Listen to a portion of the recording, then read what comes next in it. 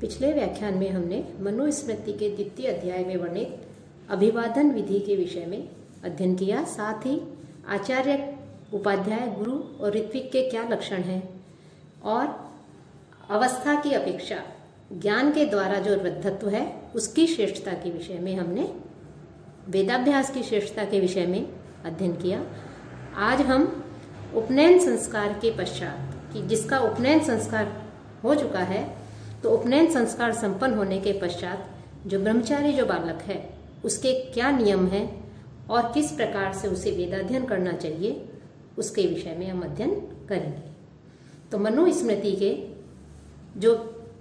173वां अध्याय है उसमें जो श्लोक है द्वितीय अध्याय के, उसमें कहा गया है कि क्रतोपनयनस्य अस्य व्रतादेशना इष्यते ब्रह्मणो ग्रहणम चैव क्रमेण विधि पूर्वकम। कि क्रतोपनयनस्य, कि जिसका उपनयन संस्कार हो चुका है, तो उपनयन संस्कार संपन्न होने के पश्चात जो द्विज कुमार है, जो बालक है, ब्रह्मचारी जो बालक है, उस बालक को व्रतादेशन की संध्योपासना आदि जो व्रतों का जो पालन है, संध्योपासना आदि रूप जो नियम है, आचरण विधि है, उसको विधि पूर्वकम और विधि पूर्वक ब्रह्मण है ग्रहणम, जो वेदाध्ययन है कि ऋग्वेद आदि जो है उनका ज्ञान प्राप्त करना,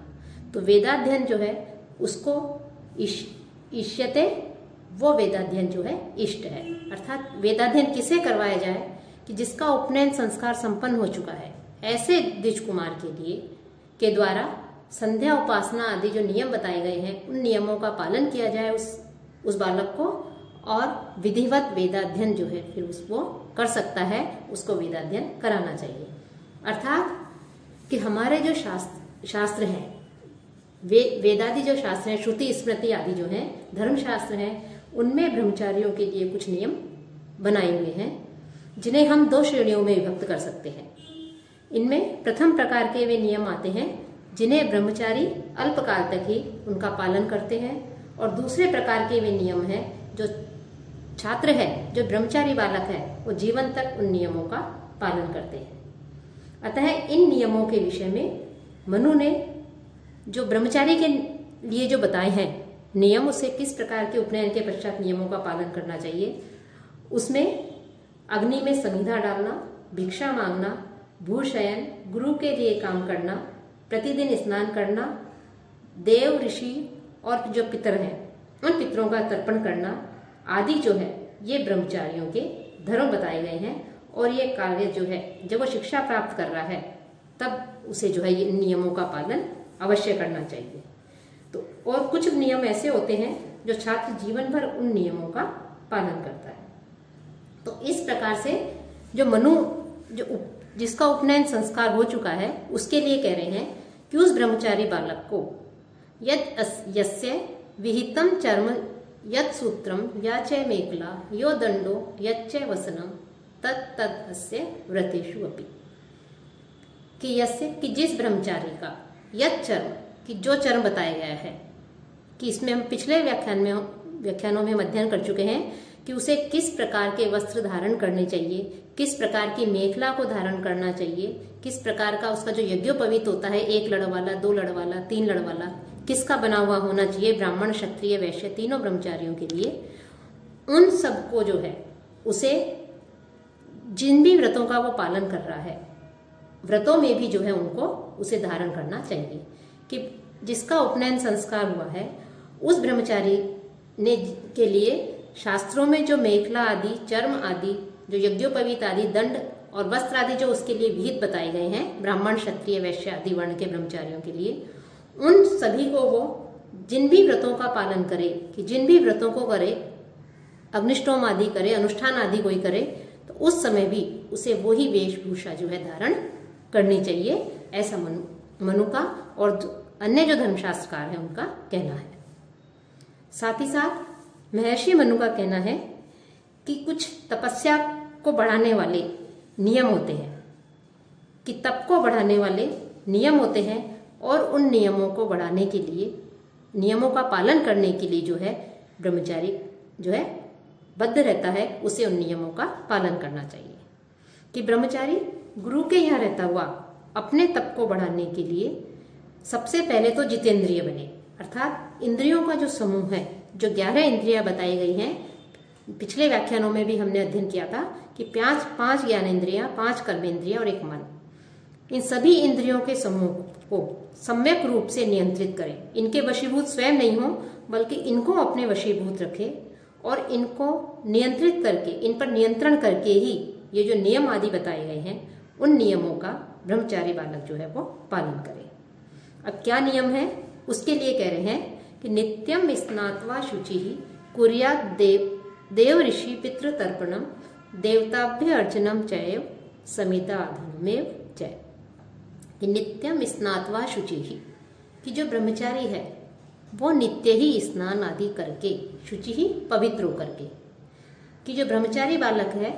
वो नित्य अर्थात प्रतिदिन स्नान करे और पवित्र होकर के देवर्षि पितृ तर्पणम, कि देवताओं का, ऋषियों का और जो पितर है उन पितरों का वो तर्पण करे, कि नियमानुसार जो बताए गए हैं, शास्त्रानुसार विधि विहित मंत्रों सहित जो बताए गए हैं उसके अनुसार जो है वो उन सबका तर्पण करे। और देवताभ्य अर्चनम, और जो देवता आदि हैं उन देवताओं आदियों का भी विधिवत शास्त्र विहित विधि से जो है उनका पूजन करे। और समिधा आधानम च कुर्यात्, और समिधा आदि जो है उन समिधा आदि का आधान करे, करके अग्निहोत्र आदि वो करे, अर्थात देवताओं का पूजन करे, समिधा आदि का आधान करके फिर जो है वो हवन आदि उसके लिए जो बताए गए हैं अग्निहोत्र आदि, वो अग्निहोत्र आदि उसको संपन्न करना चाहिए। तो इस प्रकार से उसे ब्रह्मचारी को बताया गया है कि वो अग्नि होम करे, अग्नि की परिचर्या करे, साथ ही अग्नि जो है उसको समिधा दे और देव ऋषि पितर आदि जो है इनका तर्पण करे। इसी क्रम में फिर महर्षि मनु ने जो ब्रह्मचारी है उसके लिए कुछ वर्जनीय कर्म बताए हैं, अर्थात त्याज्य व वर्ज्य कर्म है, तो उसके लिए किन कर्मों का परित्याग कर देना चाहिए, किस प्रकार के नियमों का उसे पालन करना चाहिए, किन्हें ग्रहण करे और किन्हें त्यागे, उसके विषय में, वर्जित के विषय में बताते हुए महर्षि मनु कहते हैं कि जो ब्रह्मचारी है उसे वर्जयेन मधु मांसम च गंधम माल्यम रसान स्त्रिय शुक्तानि यानी सर्वाणी प्राणिनाम चैव हिंसनम। कि ब्रह्मचारी को, ब्रह्मचारी अर्थात वर्णिलिंगी, कि जो ब्रह्मचारी है उस ब्रह्मचारी को मधु अर्थात शहद आदि, मांस, गंधम सुगंधित वस्तुएं, माल्यम पुष्पों के हार आदि, रसाय रस आदि, कटु कषाय तिक्त आदि ये जो रस हैं वो, स्त्रियों, और यानी सर्वाणी शुक्तानि, और यानी सर्वाणी शुक्तानि, कि सभी जिन्हें हम थोड़ा सा कुछ दिन तक उनको भिगो करके पानी में रख के या किसी अन्य चीज में रख के सड़ा, एक कह सकते हैं कि थोड़ा सा उनको आर्द्र करके, सड़ा करके, जैसे सिरका आदि है, जो वस्तु तैयार होती है उन वस्तुओं का जो है उसे परित्याग कर देना चाहिए। साथ ही साथ कभी भी प्राणिनाम हिंसनम चैव वर्जयेत्, साथ ही किसी भी प्रकार के जो प्राणी हैं उन सभी प्राणियों की हिंसा का उसे परित्याग कर देना चाहिए, ताकि किसी भी प्राणी का वो वध नहीं करे, उसकी हिंसा नहीं करे। इन कर्मों को जो ब्रह्मचारी बालक है उसे नहीं करना चाहिए। साथ ही उपटन आदि है, आंखों में अंजन आदि लगाते हैं उसको, तैल मर्दन, छत्र आदि धारण करना, जूते धारण करना, काम क्रोध लोभ मोह इनके वशीभूत होकर के नृत्य करना, गीत वादन आदि, इन सब का परित्याग करने के लिए कहा है। साथ ही साथ जुआ आदि जो है, द्यूत, कि द्यूत क्रीड़ा से वो दूर रहे, झगड़े वगैरह जो हैं, लोक में जो कलह आदि है उस कलह से, लोगों के साथ में कलह करना, दूसरों की निंदा करना, असत्य बोलना, स्त्रियों की ओर देखना पर और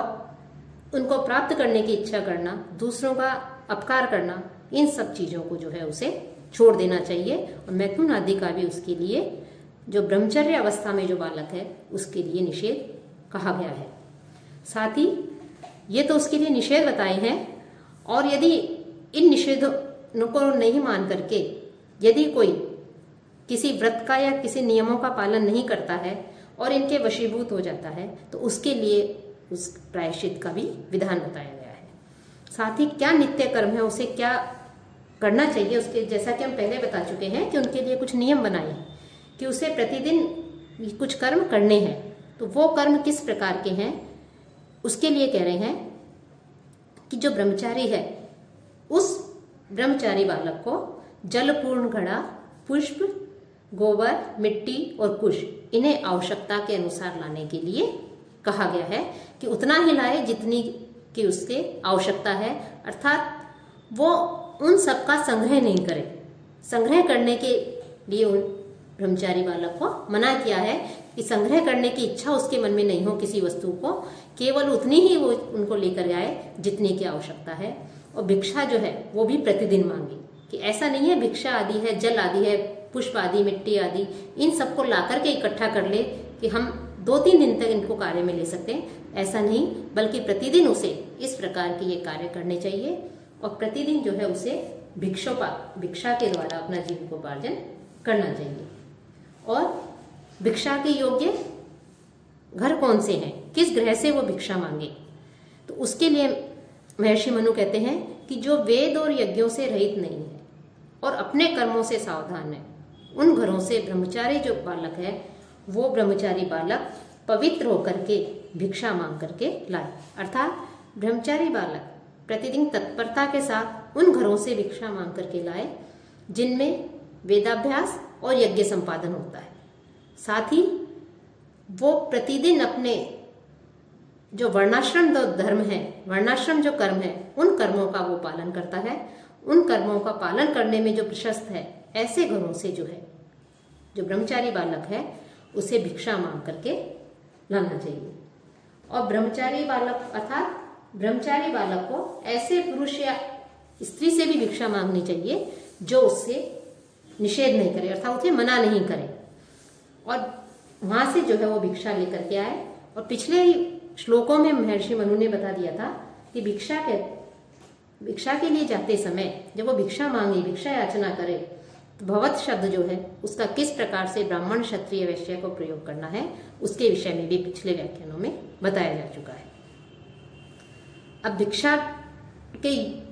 अयोग्य ग्रह कौन से हैं, अर्थात कहाँ से जो है भिक्षा याचना नहीं करनी चाहिए, कि गुरोह कुले न भिक्षे न ज्ञाति कुल बंधुषु अलाभेतु अन्य गेहानाम पूर्वम पूर्वम विवर्जयेत। कि ब्रह्मचारी जो बालक है उसको अपने गुरु के कुल में, अर्थात अपने आचार्य के कुल में, गुरोह कुले न भिक्षेत, अपने आचार्य या गुरु के कुल में जो है उसे भिक्षा नहीं मांगनी चाहिए। ब्रह्मचारी बालक जो है वहां पर भिक्षा याचना नहीं करे। ज्ञाति कुल बंधुषु न भिक्षेत, कि जो अपने सगे संबंधी हैं, ज्ञाति कुल संबंधी हैं, सगोत्रियों के कुल हैं, अपने बंधु बांधव हैं, उनसे भी भिक्षा नहीं ले। अन्य गेहाम अलापे, अन्य गेहानाम, लेकिन यदि किसी अन्य घर से यदि भिक्षा प्राप्त नहीं हो, कि ये जो घर बताए गए हैं इन ग्रहों का तो निषेध करे, यहाँ से भिक्षा प्राप्त नहीं करे, ये भिक्षा के अयोग्य ग्रह हैं। लेकिन यदि कहीं अन्य से भिक्षा प्राप्त नहीं हो तो उसके लिए भी महर्षि मनु ने व्यवस्था की है। तो वो कहते हैं अन्य गेहानाम अलाभे, अर्थात यदि अन्य घरों से भिक्षा प्राप्त न हो तो इनमें से पूर्वम पूर्वम विवर्जयेत, पहले पहले घर को छोड़ देना चाहिए। अर्थात यहाँ अभिप्राय यह है कि उसमें भी यदि भिक्षा प्राप्त नहीं हो अन्य ग्रहों से तो सगोत्री कुल में जो है वो भिक्षा मांग सकता है। अन्य ग्रहों से यदि भिक्षा प्राप्त नहीं हो तो सगोत्री कुल में भिक्षा मांग सकता है, अपने बंधु बांधवों से भिक्षा मांग सकता है, और यदि वहां से भी उसे भिक्षा प्राप्त न हो तो आचार्य के कुल में भिक्षा मांग सकता है। यहाँ साथ ही यहाँ पर जो है भिक्षाटन के अयोग्य स्थान के विकल्प के लिए भी दिए हुए हैं। उसके लिए कह रहे हैं कि पूर्वोक्त जन, अर्थात पहले कहे हुओं का यदि अभाव हो, अर्थात वेद यज्ञ आदि से युक्त और प्रशस्त जो बताया गया है वो यदि नहीं हो, और जिन घरों में भिक्षार्जन के लिए कहा गया है वहां से भी यदि भिक्षा नहीं हो, तो ऐसा संभव न होने पर अपनी वाणी पर नियंत्रण रख के संपूर्ण गांव में जो है भिक्षाटन के लिए घूम सकता है, भिक्षा याचना कर सकता है। कि यदि ब्रह्म यज्ञ करने वाले अपने वर्णाश्रम अनुसार धर्म करने वाले सदगृहस्थी के नहीं मिलने पर जो ग्राम है उस समस्त ग्राम में घूमता हुआ जो ब्रह्मचारी बालक है वो भिक्षार्जन कर सकता है। लेकिन फिर भी जो है उसे महापातकग्रस्त, जो महापातक है, महापापी जो है, महापाप करने वाले जो लोग हैं, ऐसे निंदित लोगों के घरों से कभी भी जो है वो भिक्षा आदि ग्रहण करके वो नहीं लाए। और समिधा आदि के लिए उसके लिए कहा है तो समिधा ला करके जो है वो खुले स्थान पर ला करके रखे और आलस्य रहित होकर के सायं और प्रातः और सायं दोनों समय अग्नि में उसे हवन करना चाहिए। इसी क्रम में महर्षि मनु जो है वो एक अवकीर्णी व्रत के विषय में ये कहते हैं कि अवकीर्णी व्रत, यदि ब्रह्मचारी बालक 7 रात तक भिक्षाटन करता है और अग्नि में समिधा से हवन आदि न करे तो उसे ब्रह्मचर्य व्रत लोभ के प्रायश्चित स्वरूप अवकीर्णी व्रत करना चाहिए। अर्थात यदि 7 रात्रि तक ब्रह्मचारी बालक भिक्षा याचना नहीं करता है, भिक्षा के लिए नहीं जाता है, चाहे किसी भी कारण से हो नहीं जाता है, और अग्नि में समिधा आदि से हवन आदि भी नहीं करता है, तो उसे वो जो है पाप का भागी होता है और उसका व्रत खंडित हो जाता है, ब्रह्मचर्य व्रत खंडित हो जाता है, और उस व्रतलोप के प्रायश्चित स्वरूप उसके लिए अवकीर्णी व्रत का विधान बताया है कि उसे अवकीर्णी व्रत करना चाहिए। कि अकृत्वा भैक्षचरणाम असमिध्य च पावकम अनातुरः सप्तरात्रम अवकीर्णी व्रतम चरेत। कि यहाँ महर्षि मनु ने स्पष्ट कर दिया है कि अनातुर है कि निरोग, यदि वो रोगी है, किसी रोग से ग्रस्त है, बीमार है, अस्वस्थ है, तब यदि वो 7 दिन तक भिक्षाचरण आदि नहीं करे तो वो पाप का भागी नहीं होता और उसके लिए कोई प्रायश्चित भी नहीं बताया है, उसके ब्रह्मचर्य व्रत का खंडित नहीं होता। लेकिन यदि वो स्वस्थ है और स्वस्थ होने पर भी सप्तरात्रम भैक्षचरणम अकृत्वा,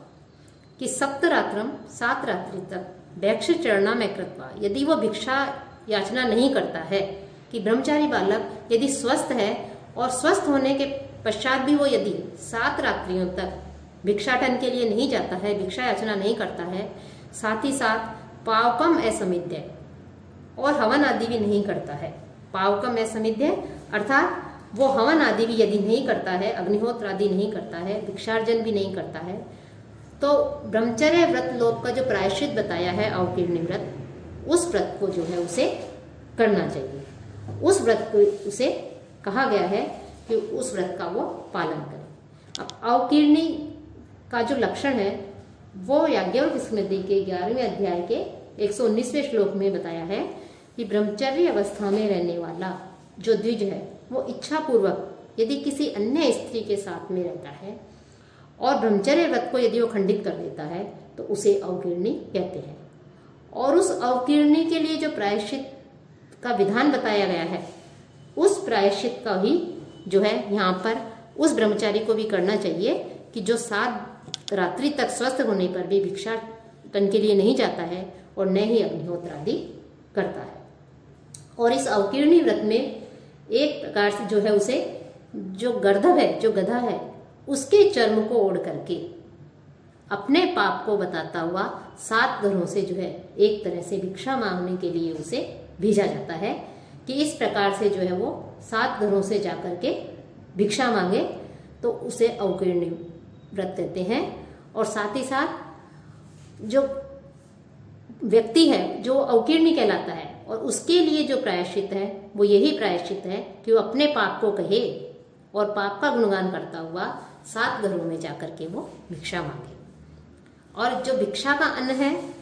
वो भिक्षा का अन्न जो है उसको ग्रहण करने के लिए उसे कहा गया है कि भिक्षा के अन्न का जो है वो भक्षण करे और भिक्षा वो नित्य मांगे। कि भैक्षेण वर्तये नित्यम न एकान्न आदि भवेत व्रति, भैक्षेण व्रतिनो व्रति उपवास समा स्मृता। कि व्रति की जो ब्रह्मचारी बालक है, व्रति कहते हैं ब्रह्मचारी को, तो जो ब्रह्मचारी है वो भैक्षेण की भिक्षा में प्राप्त जो अन्न है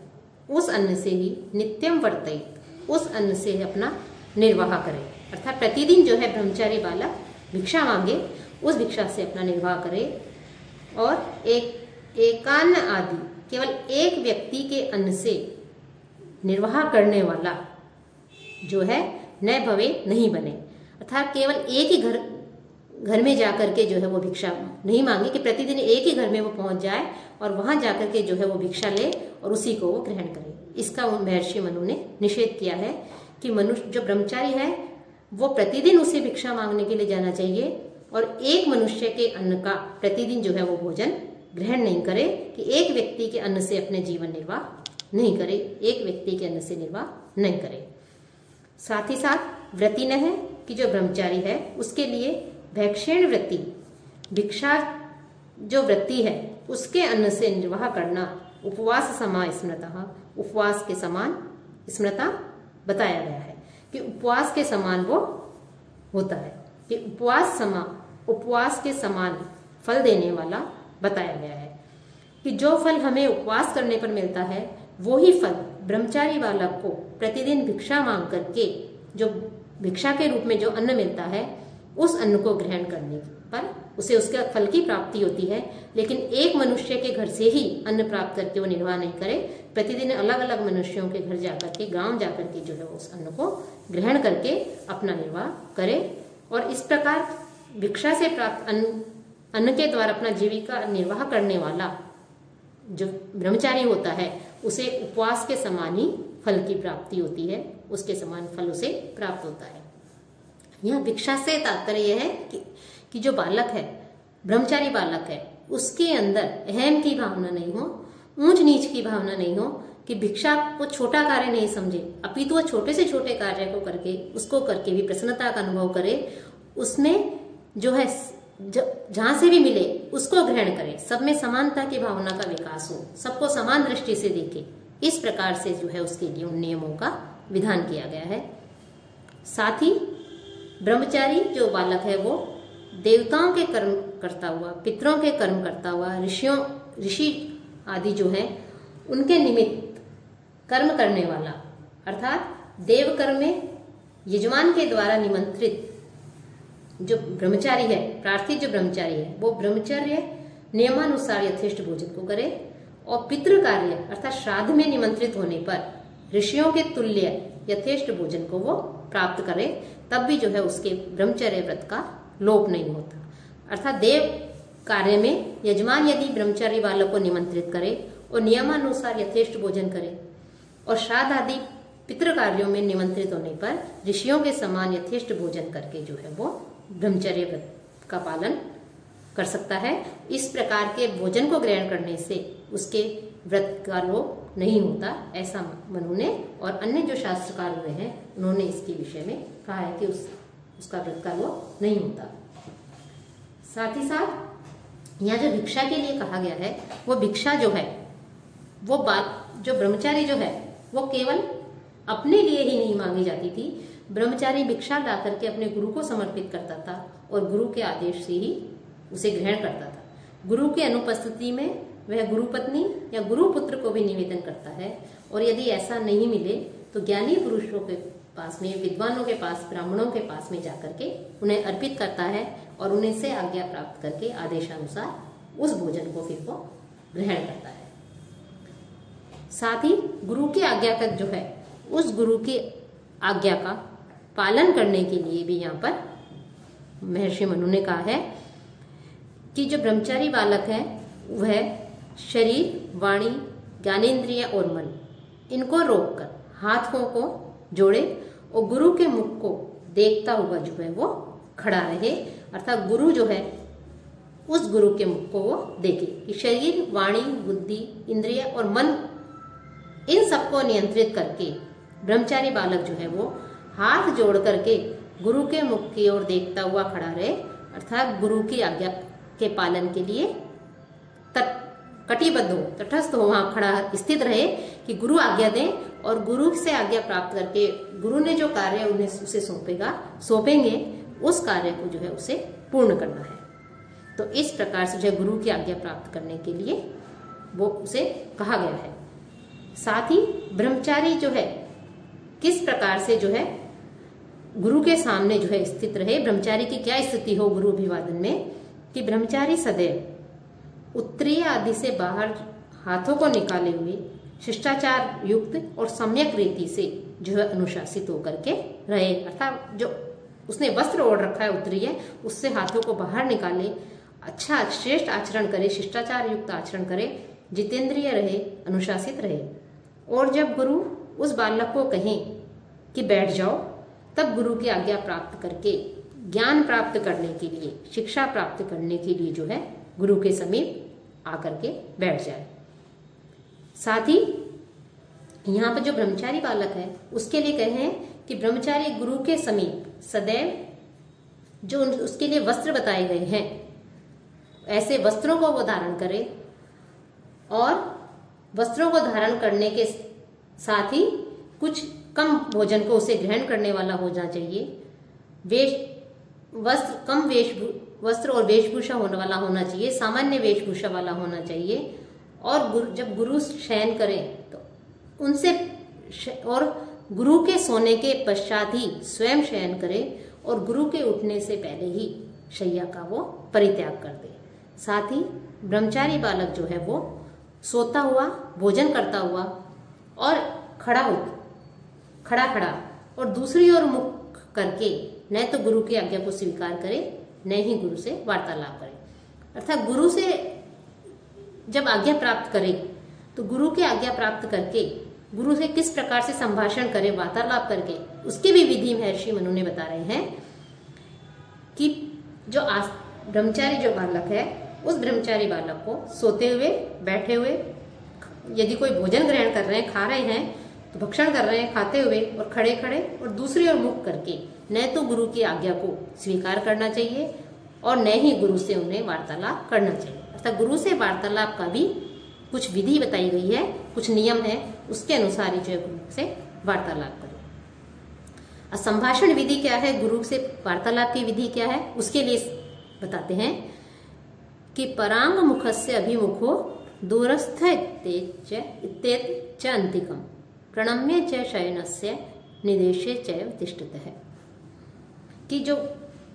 ब्रह्मचारी बालक है परांग मुखस्य अभिमुख है, कि ब्रह्मचारी बालक परांग मुख स्थित होने पर, अर्थात दूसरी तरफ मुंह कर रखा है गुरु ने, तो परांग मुख स्थित होने पर अभिमुख है, गुरु के सम्मुख जाए, गुरु के सामने जाए। अर्थात गुरु ने यदि प्रतिकूल मुख कर रखा है, दूसरी तरफ मुख कर रखा है, तो उस मुख के सामने ही स्थित नहीं होकर के, बल्कि गुरु के सामने जाकर के, गुरु के सम्मुख, उनका मुख उनके सामने हो, तो उनके सम्मुख जाकर के दूर स्थस्य दूर पर खड़े होकर के, अंतिकम मेत्य और पास में जाकर के, कि दूर हो, यदि गुरु दूर हो। एक तो यहाँ महर्षि मनु ने बताया कि गुरु यदि दूसरी तरफ मुख कर रखा है, परांग मुख है, ऐसी स्थिति में स्थित होने पर ब्रह्मचारी बालक को उनके मुख के सामने जाना चाहिए, सम्मुख जाना चाहिए। दूसरा, यदि गुरु दूर स्थित हो, दूर खड़े हो, तो पास में जाकर के गुरु से संभाषण करें। शयानस्य, और यदि गुरु सो रहे हो तो निदेशे तिष्ठते, तो उनके निकट खड़े होकर के, कि यदि गुरु शयन कर रहे हो तो उनके निकट जो है खड़े होकर के तिष्ठतः है, और यदि गुरु बैठे हो तो प्रणाम्य एव, तो गुरु से प्रणाम करके ही उनकी आज्ञा को ग्रहण करना चाहिए, सुनना चाहिए और उनके साथ संभाषण करना चाहिए। अर्थात यह संभाषण विधि सबसे मुख्य बताई गई है कि गुरु से किस प्रकार संभाषण करना चाहिए, कि आचार्य के या गुरु के परांगमुख स्थित होने पर, उनके सम्मुख जाकर, दूर खड़े होने पर, पास जाकर, उनके शयन करने पर, उनके निकट जाकर, उनके जागृत होने पर, और यदि वो बैठे हों तो प्रणाम करके ही उनकी आज्ञा का प्रतिश्रवण करना चाहिए और उनके साथ में संभाषण करना चाहिए। अब जो आसन है गुरु के सानिध्य में, गुरु के पास में जो शिष्य का आसन है वो किस प्रकार का आसन हो, कैसे गुरु को के सामने जो है शिष्य को बैठना चाहिए। नीचम शय्यासनम चास्य सर्वदा गुरु सन्निधो गुरोः तु चक्षुः विषये न यथेष्ट आसनो भवेत्। कि गुरु सन्निधो, कि गुरु के सानिध्य में, अर्थात निवास करते समय, जो ब्रह्मचारी बालक है गुरु के पास में जो वो निवास कर रहा है, तो गुरु के सानिध्य में अस्य जो शिष्य है उसकी सर्वदा नीचम शय्यासनम च भवेत्, कि उन जो ब्रह्मचारी बालक की जो शैया है और जो आसन है वो नीचम भवे, हमेशा गुरु की अपेक्षा नीचे होना चाहिए। कि गुरु की अपेक्षा जो शिष्य है उसका शैया और आसन जो है वो नीचे होना चाहिए। गुरु चक्षु विषय, और गुरु की आंखों के सामने वह यथेष्ट आसन है, अपने इच्छा के अनुसार यथेष्ट अपने मनमाने स्वरूप में जो है न भवे, वो जो है नहीं बैठे।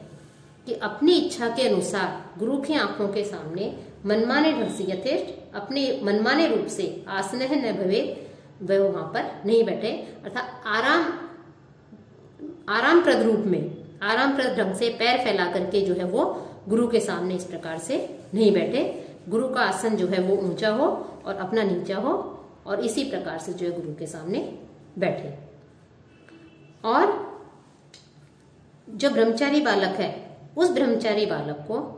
आचार्य के परोक्ष में भी केवल उनके नाम का उच्चारण नहीं करना चाहिए, अर्थात कि गुरु के परोक्ष में भी, यदि अर्थात गुरु से नहीं देख रहे हैं, जब गुरु नहीं देख सकते हो ऐसी स्थिति में भी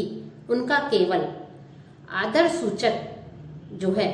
उन शब्दों से ही उनका नाम लेना चाहिए। श्री आदि आदर सूचक जो शब्द हैं इनसे रहित गुरु के अनुपस्थिति में भी उसे गुरु के नाम का नाम नहीं लेना चाहिए। साथ ही साथ गुरु के किसी भी प्रकार की चेष्टाओं का उसे अनुकरण नहीं करना चाहिए, कि गुरु के चलने का, बोलने का आदि की जो है उसे नकल एक तरह से कह सकते हैं, इस प्रकार से जो है वो नहीं करना चाहिए। अर्थात कि परोक्ष में होने पर भी गुरु के लिए सम्मान सूचक जो शब्द है उन शब्दों के सहित गुरु का नाम लेना चाहिए बालक को, ब्रह्मचारी बालक को। और साथ ही साथ गुरु की किसी भी प्रकार से जो गुरु की जो चेष्टाएं क्रियाएं हैं उनका जो है उसे नकल नहीं करना चाहिए। गुरु की जो है उसकी निंदा का भी निषेध महर्षि मनु कहते हैं। तो उसके लिए द्वितीय अध्याय के 200वें श्लोक में कहते हैं, गुरोः यत्र परिवादो निंदा वा अपि प्रवर्तते कर्णो तत्र पिधातव्यो गंतव्यम वा तत अन्यतः।